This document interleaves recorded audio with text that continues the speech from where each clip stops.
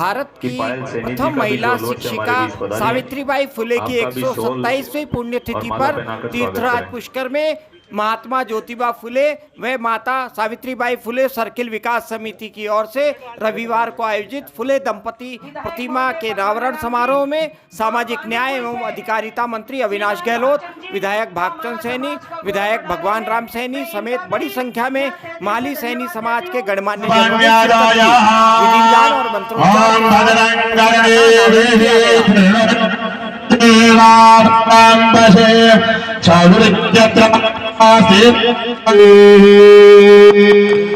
ओम मंगलम भगवान विष्णुर्मंगलम गरुड़ध्वजा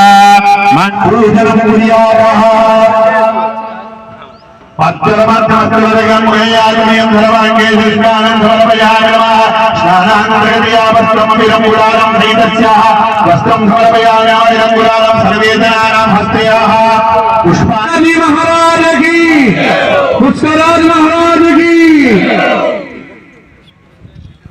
पंडित जी आप इधर यजमान उधर आ जाओ थाली के पास। आप इधर खड़े ओम आगे बढ़ो राजू साहब, ताराचंद जी साहब आगे बता दीजिएगा। अंजना 40-42 साल की उम्र है और राजस्थान सरकार में कैबिनेट मंत्री है। मैं ये कहना चाहूंगा कि इनके मान सम्मान में कभी कोई दिक्कत आए तो आप सम्मानित रूप से सोचने की बात नहीं है, बोलने की बात नहीं है, वो कैसे आप आगे बढ़े इसके लिए संकल्प लेना चाहिए। इसके साथ ही इनका उद्देश्य था कि हिंदुस्तान में, राजस्थान में, हिंदुस्तान में शिक्षा कैसे बढ़े, तो यहाँ से प्रेरणा लेकर जाए। ये उदाहरण देता हूँ साहब, गहलोत साहब, हमारे शेखावाटी के बच्चे आपके बैंकिंग कोचिंग चली थी जोधपुर में, तो वह पढ़ने के लिए गए। हम पढ़ते थे, बैंक में जाते थे, सोचते नहीं थे कि बैंक में कोई सैनी समाज का अधिकारी बन सकता है क्या।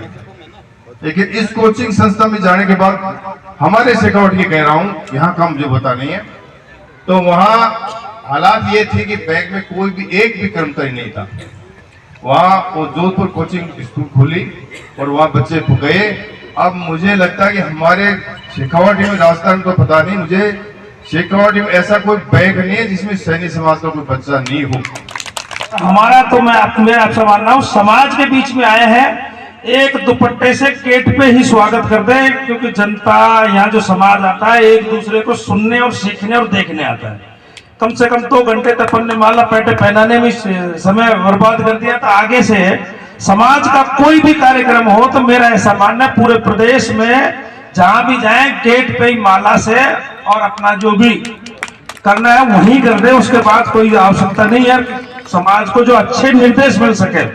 और मेरा तो ऐसा मानना है कि शिक्षा हर घर में होनी चाहिए। मेरा जो गांव पड़ता है बांदी कोई है, यहाँ से खैर बहुत दूर है, 200-225 किलोमीटर। हम तो क्योंकि हमारे तो क्या उस एरिया को वैसे भी भरतपुर के लगता हुआ है तो उसको अलग ही माना जाता है, क्योंकि आपके यहाँ तो पहले से ही शिक्षा का बहुत बढ़ावा है। हमारे वहाँ शिक्षा बाद में आई है, लेकिन अब पिछले 15-20 साल से ऐसी कोई सी ढाणी नहीं है जिसमें 1-2-5 सर्विसमैन नहीं। सौभाग्य है कि राजस्थान में मुझे कैबिनेट मंत्री बनने का सौभाग्य प्राप्त आप लोगों के आशीर्वाद से हुआ।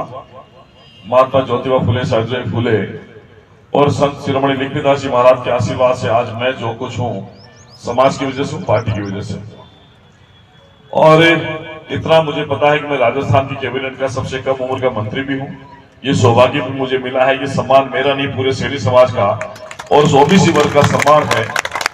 जहां प्रधानमंत्री मोदी जी कहते हैं सबका साथ, सबका विकास, सबका प्रयास, इसलिए मैं आप सबको विश्वास दिलाता हूं कि जितने भी लोग हमसे जुड़े हुए हैं उनको पूरा विश्वास है कि आने वाले 5 वर्षों में आप सबके साथ मिलकर पूरे ईमानदारी से आपके स्वाभिमान के लिए काम करेंगे, आपके मान सम्मान के लिए काम करेंगे और आपकी प्रतिष्ठा को और ऊपर उठाने का काम हम लोग राजस्थान में करेंगे।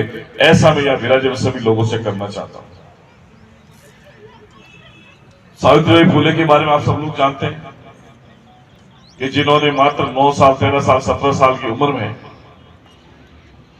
विवाह की उम्र से लेकर पहली महिला शिक्षिका बनने का गौरव हासिल हुआ और उन्होंने बालिका शिक्षा के प्रति जो क्रांति जगाई थी, छुआछूत के खिलाफ जो आंदोलन किया था, नारी मुक्ति आंदोलन की प्रणेता रही थी, और जिस ऐसे युग के अंदर जिन्होंने समाज के अंदर प्रतिकूल परिस्थितियों का सामना करते हुए समाज में एक ऐसी छाप छोड़ी जिसका अनुसरण करने के लिए आज हम जगह जगह देखते हैं, विभिन्न शहरों में देखते हैं, विभिन्न गांवों में देखते हैं, इन जैसे महापुरुषों की मूर्तियां लगती है। और मैं तो अपना सौभाग्य इस बात की भी मानता हूं कि हम उस वंश से आते हैं जहां सावित्री फुले और ज्योतिबा फुले हुए, उनके वंशज हम लोग हैं। और इस देश को कानून देने वाले आदरणीय डॉक्टर साहब भीमराव अंबेडकर जी भी इनको अपना गुरु मानते हैं। ये भी हमारा सौभाग्य है, चाहे देश की संसद हो, चाहे लोकसभा हो, चाहे विधानसभा हो या और के सार्वजनिक स्थान हो, बड़े सम्मान के साथ में ज्योतिबा फुले, सावित्री फुले की तस्वीर लगाई जाती है। ये इसलिए भले यहाँ 125 साल हो गए इनको काम करते हुए, लेकिन फिर भी इनके जो किए हुए उस समय के काम हैं, उस समय के काम इतने मजबूत थे, समाज के सुधार के लिए काम थे, इसलिए उनके याद में पुण्य स्मृति में आज भी हम उनका अनुसरण करते हैं। मूर्ति भी लगाई जाती है, पुण्यतिथि पे कार्यक्रम होते हैं, जन्मतिथि पे कार्यक्रम होते हैं। ये लगातार उनका हमारे लिए प्रेरणा का विषय है। इसलिए मैं आप सब लोगों से निवेदन करता हूं कि छोटा सा जीवन जो हम सबको मिला है, इसमें अच्छा काम हम सब लोग मिलकर करेंगे, ताकि आने वाले समय में हमारे किए हुए काम को प्रेरणा का केंद्र बिंदु मानकर हमारी आने वाली पीढ़ियां भी उनको याद करेगी और उनका गुणगान करेगी, उनका अनुसरण करेगी। ज्यादा लंबा चौड़ा समय नहीं लूंगा, समय बहुत अधिक हो गया, लेकिन फिर भी आप सब लोगों को विश्वास दिलाता हूं कि मेरे लिए कोई भी काम अगर आप लोग समझो तो हमेशा मुझे कहना, मैं आपके साथ में तत्पर खड़ा मिलूंगा, तैयार मिलूंगा। राजस्थान के किसी कोने में अगर कहीं भी आपको जरूरत पड़ जाए मेरी, 24 घंटे में आप लोगों को तैयार मिलूंगा और आपके काम करवाने का प्रयास करूंगा। इस जगह को चिन्हित करने के लिए भाई अभिषेक जी गहलोत जो है हमारे ईओ, उन्होंने भी अलॉटमेंट के लिए बहुत मेहनत की थी, मैं उनका भी धन्यवाद करता हूं। देखो, जब समाज का कोई अधिकारी होता है, समाज के कोई व्यक्ति ऊंचे पद पर रहते हैं, तो उनका यही तो फायदा हम सब लोगों को मिलता है कि जब वो फाइलें चलती है तो प्रशासनिक प्रक्रियाओं से गुजरती है, उस समय हमारे समाज के लोगों का थोड़ा सा फायदा हम लोगों को मिलता है। कानूनी राह दिखाते हैं, कानून को आधार बनाकर हमारी मदद करते हैं। इसलिए आज देखो इतनी बड़ी जो मुख्य जगह है, ये बिल्कुल रोड के सामने जो मेला मैदान भी है आस पड़ोस में, और पुष्कर जैसी इस सघन व्यस्ततम जगह में इतनी बड़ी जगह मिलना, मैं सोचता हूँ बड़ा अच्छा काम इन लोगों ने किया है। आने वाले समय में जैसा गुरु महाराज ने कहा, यहाँ एक बढ़िया सा भवन बन जाए, भवन बनेगा तो सब लोगों के लिए काम आएगा।